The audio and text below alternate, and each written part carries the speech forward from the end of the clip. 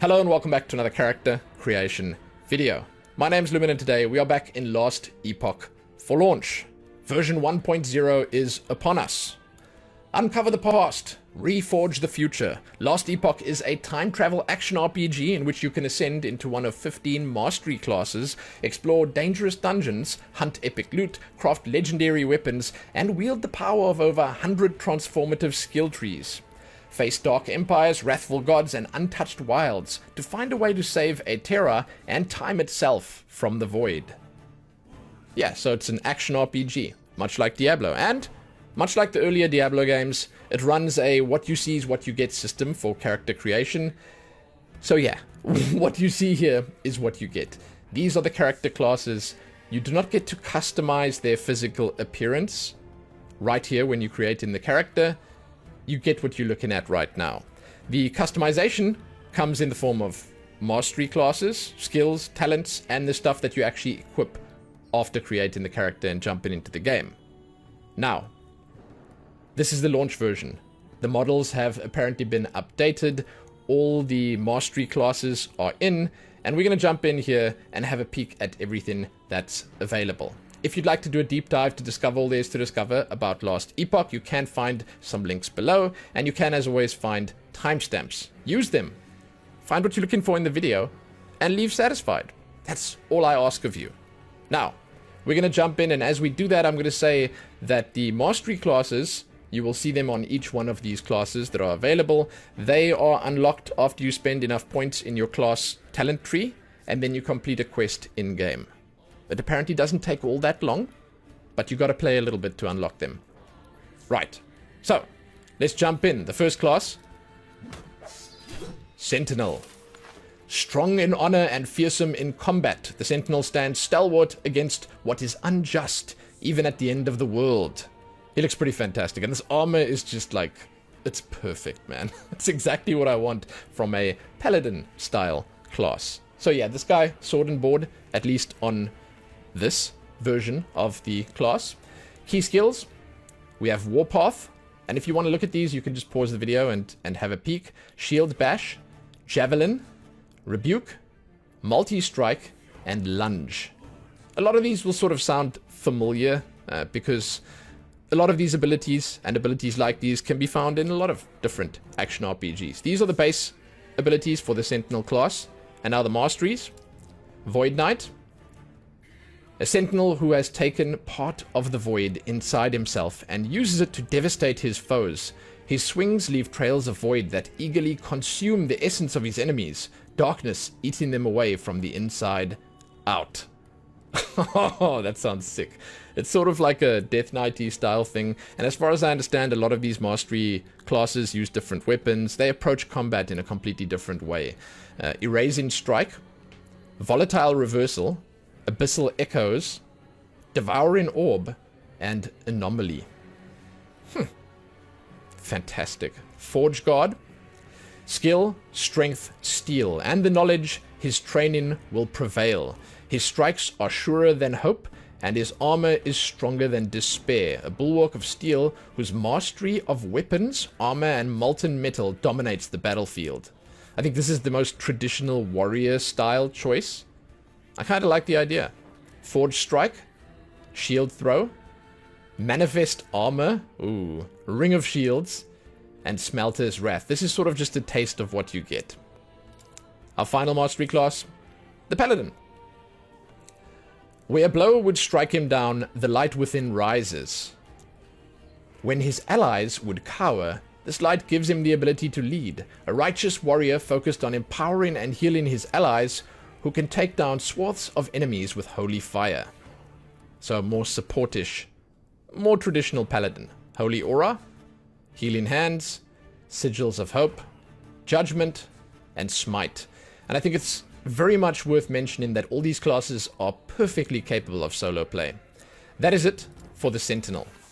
Next up, the Rogue. She looks fantastic. Really, really cool. Unrivaled in bow and blade, the Rogue strikes out from the shadows to find higher purpose for her deadly talents. Damn, dude, look at that. Flurry. Shurikens. Shift. Umbral Blades, Smoke Bomb, and Ballista. Yeah, man. I got a thing for bow and arrow. You know, I got a thing for the ranged classes. And this one looks juicy. Although the Blade Dancer Mastery actually looks really, really cool. Some of the abilities on Blade Dancer look fantastic. An Artisan of Shadows, she dashes out of reach of her enemies. Each movement, another deadly cut. Her blade finds its target, and the next, and again they fall. She dodges their strikes and makes them pay dearly for it. She dances and kills. That's actually a pretty nice little description for the Mastery class. I dig that. Dancing Strikes, Shadow Cascade, Synchronized Strike, and Lethal Mirage. Again, I've seen the gameplay of this one, and it looks super duper. Marksman. This also sounds really tempting. One arrow pierces through her heart and shatters a skull behind it. The next arrow jolts from her bow, sparks crackling in its path. The arrows break one body, then another, and another. A dozen dead. Still, more come. She has enough arrows for them all. Oh my god, that's even better! Whoever did the rogue descriptions, they should get a raise. I love that. It's so badass. Detonating Arrow, Arrow Storm, Dark Quiver, and Hail of Arrows. Ha. There you go. And the final one, this is the newest edition, the Falconer. Never fight alone. Never fight fair. A master tactician who employs deceptive traps and the aid of a fearsome bird of prey. She survives due to her wits, ingenuity, and most of all due to her falcon's loyalty.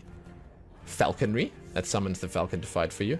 Aerial Assault, Dive Bomb, Net, and Explosive Trap. The best thing I heard about this was that the falcon itself is invulnerable, and that's just fantastic. That's what I want to hear. I never want to see my pets die in a game, man. I don't want to see that. Next up, we have the Mage. He actually looks kind of cool as well. I'm not a big Mage guy, but this guy does look fantastic. An Elder cresting his prime. The Mage wields the power of the arcane to make up for his past wrongs, and to give the world a new future. This is pretty damn cool. You got the frost here, the lightning, the fire. Man. Lightning Blast, Elemental Nova, Flame Ward, Glacier, Disintegrate, that's a classic, Volcanic Orb. There you go. Yeah, man, I like this guy. First up, the Mastery is Sorcerer. A master of the arcane who wields unprecedented power to devastate his foes from a distance. Unearthly lightning erupts from his fingertips. Flaming meteors rain from the heavens by his will. The very fabric of reality reshapes itself in his presence. Meteor, Static Orb, Ice Barrage, Arcane Ascendance, and Black Hole. It's basically like Super Mage. You know, it's Mage, but a step further. These other ones are a little different. We have Spellblade. A mage who has mixed martial prowess with their mastery of spells to face enemies in close range. A sword coated in ice and flame, a shield gleaming with wards. The Spellblade is as brilliant as he is deadly. Shatter Strike, Flame Reeve, Enchant Weapon, Firebrand, and Surge. It would be really cool if they actually showed a preview of like what they would look like in this mastery. Wielding the weapons of the mastery and so on and so forth, but unfortunately that's not on the cards for now. Here we have the Rune Master. This is also a relatively new one as far as I understand. An apex among their peers, Rune Masters are mages who take the study of runes to the next level. Tapping into arcane within a rune's construction, they can alter the flow of magic and even combine the runes to create spells of which this world has never seen. Runic Invocation, Flame Rush, Frost Wall, Rune Bolt, and Glyph of Dominion. Very cool. Very, very cool. Yeah, I kind of like this guy. I don't know. The idea of playing this wizened old wizard is always appealing in games. You know it's going to be a banger. Next up, we have the Primalist. This guy's model, and the bear's model specifically, looks so much better in this version. In 1.0, I actually looked at it just before they updated the game a couple of days ago. This is so much nicer now. A warrior from the north who has seen the horrors of war firsthand, the Primalist seeks communion with the power of Eterra, the power of nature itself. Maelstrom. Oh, it's Maelstrom. You always have to wonder which of the two it's going to be. Summon Thorn Totem, Swipe, Warcry, Summon Storm Crows, and Serpent Strike. So it's a druidic class, and you can actually see with the masteries over here that it'll have different versions available. Here we have the Beastmaster. A warrior takes command with the might of beasts, leading by example with strength and power. He charges forward, the ferocity of his companions infuse in his body. The heart of the wild beats within him, fury leading his way. Summon Raptor, summon Bear, summon Sabertooth, summon Frenzy Totem, and summon Scorpion. I mean, that's pretty cut and dry right there. I like it. I like it. That's cool. An army of beasts, man. I hope you can summon all those at the same time. Then we have the Shaman. The world remembers winds that rage and tear down forests, avalanches that shatter mountainsides, lightning that cracks the sky open and demands awe, a living storm that uses nature's fury to destroy his enemies with the aid of sacred totems. Summon Storm Totem, Tornado, Earthquake, and Avalanche. Amazing. Druid, next up. A conduit for the long dormant power of Etera. He bends the fury of nature to his will, even as he takes the form of ferocious creatures. He is an avatar of the Earth's latent power, Etera's bastion against all that would threaten her. Werebear form, Ensnaring Roots, summon Spriggan, Spriggan form, and Swarm Blade form. That sounds... wow, that sounds sick. I bet there are going to be a lot of people who play this guy. He's kind of badass. And then our final character. Here we have the Acolyte. A rebellious scion who disobeyed her masters and sought out forbidden magic. The Acolyte will let nothing stop her from becoming more powerful. Key skills. Summon Skeleton. Harvest. Bone Curse. Summon Volatile Zombie. Spirit Plague. And Infernal Shade. Man, she looks fantastic. And something tells me once again she did not look like this before. Huh. They said they were going to update the models. I bet they did. Alright, first mastery is Necromancer. Flesh, bone, blood. And the lingering essence left in life's wake. These are her tools, her weapons. She is the master of a forsaken army. Her dark creations swarming her foes with the hunger of the dead.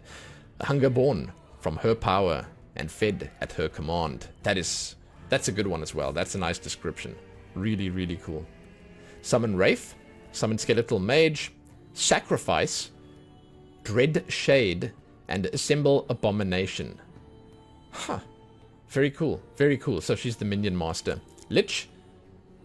An acolyte who has embraced the corruptive nature of her power and uses the magic of blood and death at the expense of her own health, stealing life, consuming the essence of the dead and the damned for its strength. This power will make her invincible. Well, there you have it. This is the most powerful class. It's invincible. Reaper form. Drain life.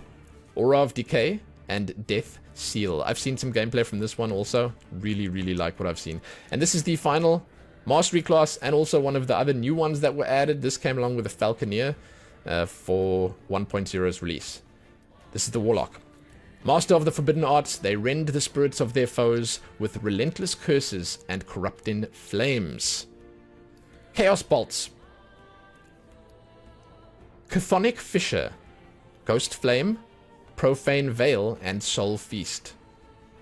Awesome, dude. There's so much variety. There are so many cool choices. And that does bring us to the end. That brings us to the outro. I've got a lot to say about this, man. So the idea of not being able to customize the characters, that's always been an old school sort of thing in these games, and I get it.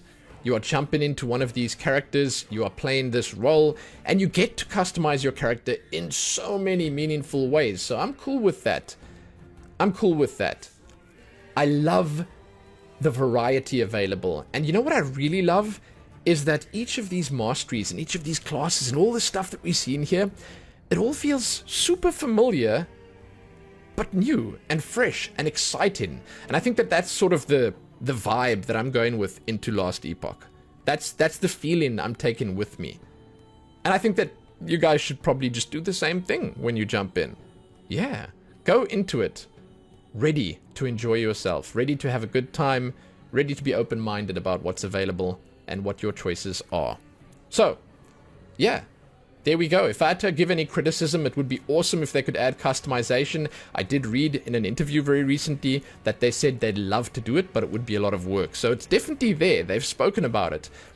I would say, at the very least, what would be kind of fantastic is if they could just add a different version of each character. You understand where I'm going with this? Yeah. Make a male version, make a female version. That will more than likely give everyone what they want, make everyone happy, and it will be far less effort than add in a full customization system. That's my input as someone who has made hundreds of these videos, who has looked at hundreds of character creation systems. Just choosing male and female, it is more than enough. And you know what? With that out of the way, this system and what we have here is more than enough. This is fantastic, and I cannot wait. I am unsure how I'm going to proceed. I don't know which class I'm going to pick. I don't know which mastery I want. I don't know what I'm going to do. There's so many choices, and I'm so excited. So hey, be excited with me. Let me know what you guys think of Last Epoch, the system that they've got here, the classes. Which one are you going to go for? I'd love to see, because if you guys spam the comment section with your choices, let's see which is the most popular, man. Let's see which of these classes comes out above. I'm going to go and leave a comment myself, okay? And I'm going to tell you guys which one I want to play when I finally decide. So yeah, weigh in, let me know what you think. And as always, you can check back here soon for more. I hope you guys enjoyed this video. Give it a like, share it, and do all that other good stuff. Subscribe if you haven't already. If you'd like to support me, you can find my Ko-fi page linked below, along with my Twitch stream. I stream there daily. Yeah, and all the rest. Thank you guys. And hey, congratulations to the Last Epoch team for getting this beauty of a game done. We are all super keen to jump in. Hey, good luck, dudes. Enjoy picking those classes, enjoy picking those masteries, and enjoy trying to save the world of Eterra. Happy that.